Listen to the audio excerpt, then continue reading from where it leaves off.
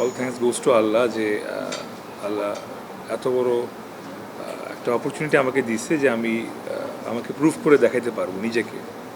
তো সবসময় আমি বিশ্বাস করছি যে আমি একটু আউট অফ দ্য লাইন গিয়ে একটু একটু এক্সট্রা কিছু করতে চাই সবসময় অভিনয়ের জন্য।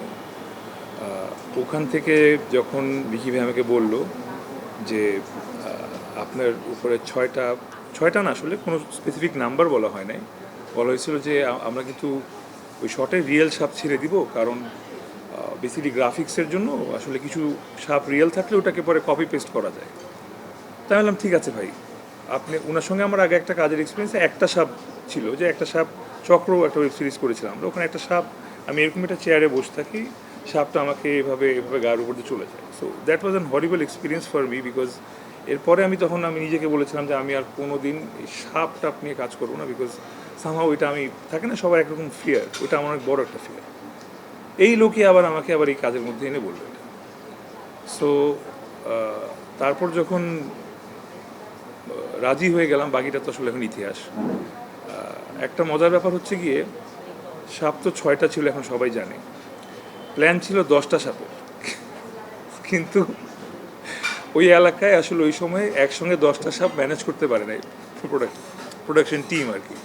সো আলহামদুলিল্লাহ, থ্যাঙ্কস টু আল্লাহ, 6টা সাপ ছিল। একটা সাপের ভয় পাওয়া, 10টা সাপের 100টা সাপের ভয় পাওয়া তো কাছাকাছি একই। মানে যেটা হয় যে কামড় খাওয়ার বা ছোবল খাওয়ার সাপের সুযোগ মানে বেড়ে যায় যখন 10টা সাপ থাকবে, কেউ না কেউ তো দিবে। 100টা থাকলে তো কেউ না কেউ 3-4টা হয়তো দিতে পারে। সো ওই জায়গা থেকে 6টা হতে হয়তো বেঁচে গেছি, ছোবল খেতে হয়নি। এই রিসার্চটা, এত কিছু, এত গবেষণা তো এটা বের হওয়ার পরে হয়েছে। তখন আমরা আসলে তো গবেষণা করি নাই, তখন আমরা সেফটি সিকিউরিটি মেনটেন করার চেষ্টা করেছি।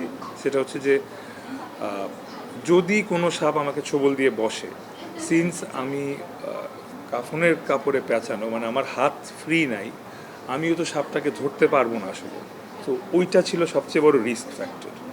সো কীভাবে তখন নিজেকে সেভ করব, সাপের ভয়ে ওই কবরের, মানে যে শুটিংয়ের কবরটা আর কি, ওই কবরের মধ্যে আশেপাশে কেউ থাকার চেষ্টা ছিল না আর কি, বেদিনী ছাড়া।